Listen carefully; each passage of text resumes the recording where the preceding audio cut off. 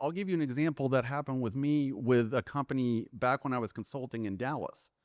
I went in and started interviewing a number of employees at this company. There's about 300 people at this company. And everyone kept saying to me, wait till you see so and so in the vice president's office. He is the problem with everything we're doing here. I had people mention him that weren't even reporting to him, right? Everyone's mentioning that this guy is toxic. So I go meet the guy, and there's two things I learned from it. First of all, he completely knew what people said about him. And second, he wanted to be good at his job. He legitimately wanted to be, but then when we got into his past, he knew that he had emotional triggers and responses to situations that were holding him back. And that was creating a ceiling for him in his effectiveness. In his career, he had the same thing happen over and over again because these things have never been dealt with. That's Frank Bennett, my guest this week on Leadership Magnified. As you just heard, some of what we discussed involves something called emotional intelligence in the workplace among coworkers and managers, leaders. Frank's the executive director of the Leadership Center, which is under the umbrella of the Paducah Area Chamber of Commerce. He's authored a book on leadership and is working on another one. You're going to like what you hear today. Here's our conversation. Frank Bennett, welcome to Leadership Magnified. Thank you so much. I appreciate it. So for people who don't know who you are, just give me Frank Bennett. Where are you from? How'd you land in Paducah, et cetera, et cetera? Sure. So I grew up in Memphis, Tennessee, and I grew up I would label my dad an entrepreneur. I'm not sure he would use that word, but that's what he was. And from about age 10, I basically grew up in his office, which was behind a sandwich shop he owned. He owned a few of them. Mm-hmm. My family, all of our conversation was about business.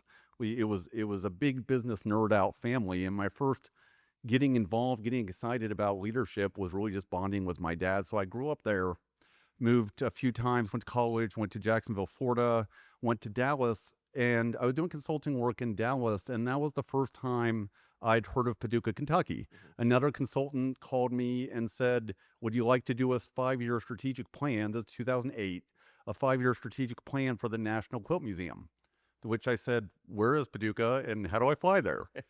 So loved the museum, loved the town.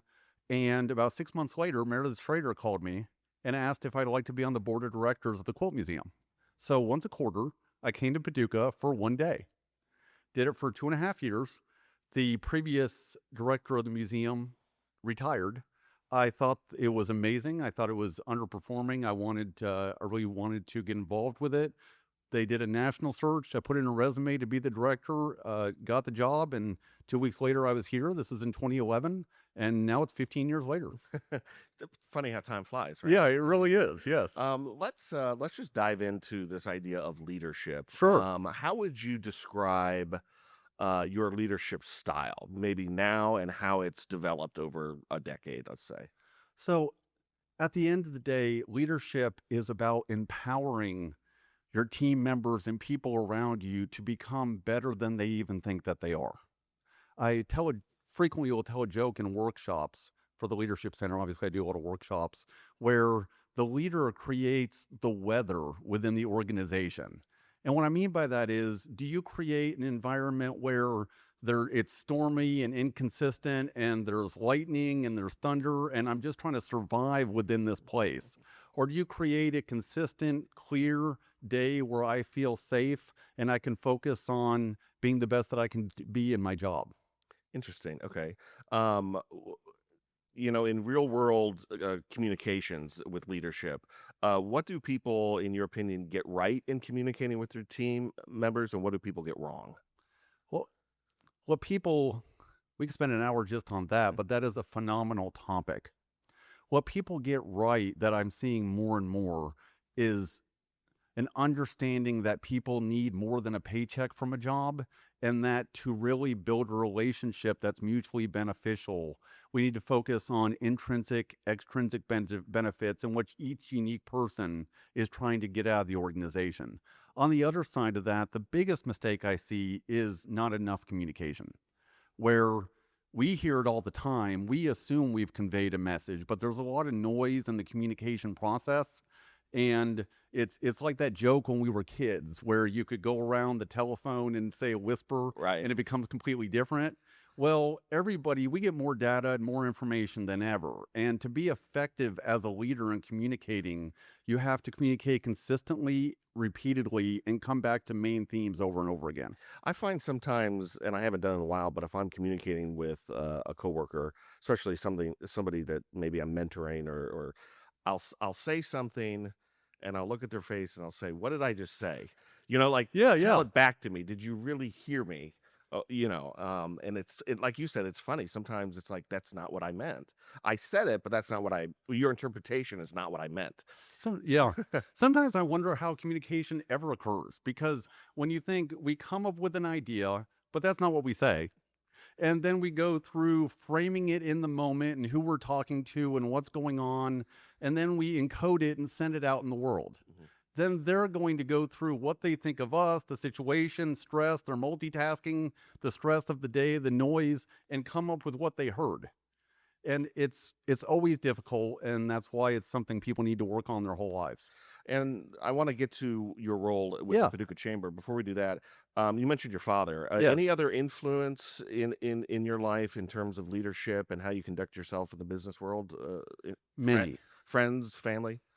Many. So I think that's true for everyone. Mhm. I think we are the product of many, many touches and many, many people who invested time in us and had different experiences. And yeah, I definitely, my first getting really excited about business and leadership was definitely with my dad after I left his business and went to college, had a couple professors that made a huge impact. And ironically, we gained from the good experiences and some of the bad because I definitely have had a few jobs, and I'm sure it's universal, where I'm like, that was a good lesson on how I don't want to do it. Mm, But overall, it's the accumulation of these experiences that are the most valuable thing as far as us becoming who we are. that's good. Let's focus on your role at the chamber. Sure. Describe what's your title and what you do there. So I am the executive director of the Leadership Center. So I want to take a deep dive into this because it's so important for our community. We're at a great time for West Kentucky. New companies are coming, we're growing, but with that, we have to look at what's happening with our workforce because our skills and our workforce have to meet the moment. So the idea of the Leadership Center started when a couple dozen leaders that we all recognize who have been great to our community decided that if we're going to keep growing and getting to where we want to be, we need world-class training assets in West Kentucky. So they did a little bit of work, went through a process, and then about 2.5 years ago, we're ready to hire the first executive director. So they did a national search and ended up with a person who was sitting 6 miles away. It was the absolute perfect job for me. I've told people for years, if I could do anything, I'd be a professor and consultant. I love to teach. I love the moment where you really break through and help people with issues and and help them to improve as leaders. I could do that all day long. And so I wear two hats with the Leadership Center. On one side, I teach a number of professional development classes. The ones that are most popular are a workforce communication class, a supervisory class we do, a teamwork class, and one on EQ, emotional intelligence, and stuff like that. When I'm wearing my other hat, I run a number of community leadership programs, Youth Lead, Leadership Paducah, the flagship program, Leadership West Kentucky, and a program called Educator Externship. There's a lot going on there that's There, offered. there Who really who is. participates in that? I mean, do you seek out individuals at companies, or companies coming to you? Both. So we do one of our goals on the training side, really on both sides, is that we want every organization and every individual to have access to professional development resources. So most of my work is where I go into an individual company where they want to do some training, sometimes once a year, sometimes once a month, depends on the size of the company, the objectives, and I'm working just with their team. I do that more than anything. We also do public events. We have every few months we'll have one where you buy an individual ticket and we do the training for anybody who comes to it. Do you find different conversations with, how do I want to ask this? Do you find yourself communicating differently with a 25-year-old versus a 45-year-old? Oh yeah. Definitely true. And people in different places in their career, people dealing with different pain points. People who came in with certain situations in their work where whatever the workshop is, just hit it. And I have a lot of people pull me aside afterward where it's not as much about the age, which absolutely they're different conversations because we all evolve. Who we are professionally, we are in general, but also who we are as leaders. But a lot of folks will pull me aside and just get into an individual situation and talk about things that were in the workshop related to what they're dealing with. Who's it open to? Do you have to be a chamber member? Nope, Or? open to everybody. We actually serve all 15 counties in the Purchase and Pennyrile area because at the end of the day, our companies don't hire from one county. And West Kentucky is all interconnected. We're going to grow together. And so the Leadership Center serves all 15 counties in this area. I want to. You mentioned something that I'd like you to talk about: emotional intelligence. Yes. What is that? So emotional intelligence gets into, so when we go to any job, I know you've done quite a bit of interviewing with folks. Yep. When we show up, we kind of show up with two pieces of luggage. There's the one piece, which is the reason they hired us, what was on our resume, how we were in the interview, what skills we bring that they need. On the other side, we have an accumulation of baggage from life. And some of them are legitimate trauma, but some of it is just experiences that mold how we think of work, how we think of ourselves at work. Sometimes it's stuff that goes all the way back to when we're kids, and we bring both of these. And what unfortunately happens is sometimes the second one doesn't really get dealt with. And so I'll give you an example that happened with me with a company back when I was consulting in Dallas. I went in and started interviewing a number of employees at this company. There's about 300 people at this company. And everyone kept saying to me, wait till you see so-and-so in the vice president's office. He is the problem with everything we're doing here. I had people mention him that weren't even reporting to him, right? Everyone's mentioning that this guy is toxic. So I go meet the guy, and there's two things I learned from it. First of all, he completely knew what people said about him. And second, he wanted to be good at his job. He legitimately wanted to be, but then when we got into his past, he knew that he had emotional triggers and responses to situations that were holding him back. And that was creating a ceiling for him in his effectiveness. In his career, he had the same thing happen over and over again because these things have never been dealt with. So is that when someone in your conversations or classes, or when you talk about emotional intelligence, how do they deal with that? Is it just being conscious about knowing that you're coming to the table like that, or is there a way to fix it, or is that too simplistic? First of all, it's a lifelong process. Okay. And we all have those things. It is, if you've been on this earth, we have things that we need to work on that are emotional connections that create reactions instead of responses in a lot of situations. You've definitely probably, I'm guessing, gone back to your office and been like, I don't know why I just responded to that person that way. Oh yeah, even to this day, is why did I say that? Why did I email that Yeah. back? Why did I handle that situation? Yeah, I beat myself up over it. Yeah. It is universal. Yeah. Yeah. And so it's about being able to identify what's occurring and why you're doing it. A lot of it, the emotional response where we feel it build up, won't go away. The choice we have is to respond differently and not have our response be an immediate reaction from our emotions. Where, for example, I can know, here's one for me. Okay. I can feel that building up if I feel like I'm not being heard. A trigger for me is I'm not being heard in this meeting. I've tried several times. I'm getting railroaded here, and I can feel that building up. Instead of that becoming an explosion, getting to a place that you recognize your triggers and then respond from a healthier place that's not as toxic is really the battle. So it's being conscious of just walking in and being aware of that. Yeah, and what you bring to the table. Okay. We try to keep these episodes relatively short so that somebody can listen to it in a commute or Yeah. in the shower or whatever. But so let's kind of we'll one more question on leadership. Sure. Then we'll kind of wrap things up. But what would be your biggest piece of advice to somebody, let's say in their 20s, that's just starting out in their company, whether it be a law firm or on the factory line or wherever, and they want to achieve a leadership role of some kind? What would your advice be?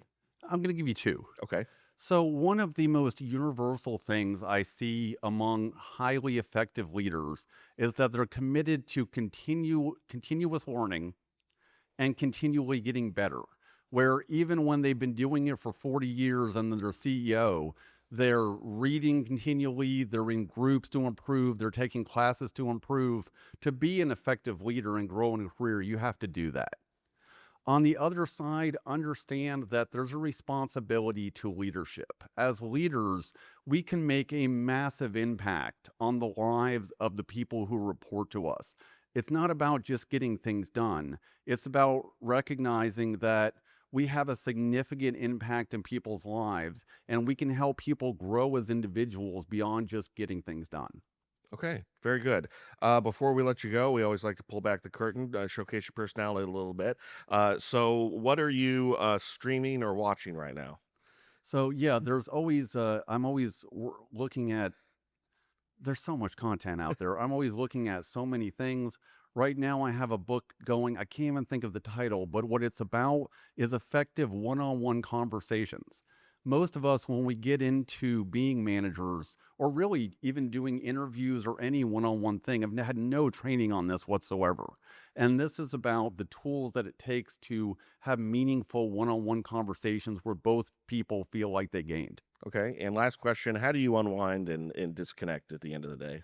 So I have that's mostly just spending time with my family. I have a wonderful wife, two kids. They're 10 and 15 years old. So that one's about to go to college. Unfortunately, we're learning how to drive right now.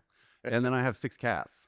And so 6 cats? yeah. So Todd, you know the family where every time they put on social media, this family needs a home. Well, we have that home. Okay.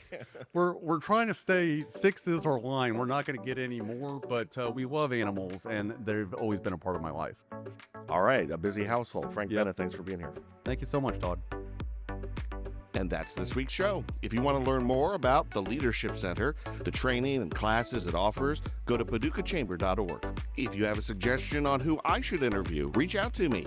Email tfaulkner@WPSDlocal6.com. Shoot me a message on my Facebook fan page or on X. My handle there is @tfaulknerWPSD. Video and sound by Assistant News Director Morgan Regal. Editing by Brian Clapp. Until next week, stay safe, friends.